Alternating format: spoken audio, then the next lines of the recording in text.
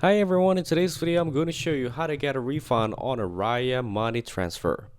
First, contact Ria Money Transfer customer support as soon as you notice any issues with your transfer.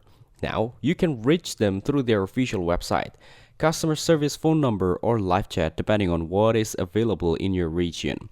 Then, keep your transaction reference number ready and share it with the support agent. Here, this number helps them quickly find your transfer details, so make sure it is correct. After that, clearly explain the reason for requesting a refund.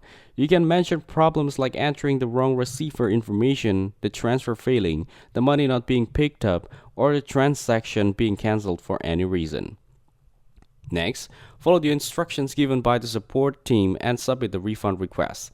Now, they may ask you to confirm some details, answer security questions, or provide proof of payment before moving forward. After that, wait for the refund approval and processing.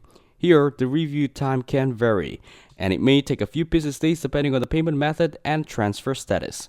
Finally, once the refund is approved, the money will be sent back to your original payment method such as your bank account, card, or wallet. Then you can check your account to confirm the refund has been received. If this video helped you, make sure to like the video and subscribe to the channel. Thanks for watching and I'll see you in the next video.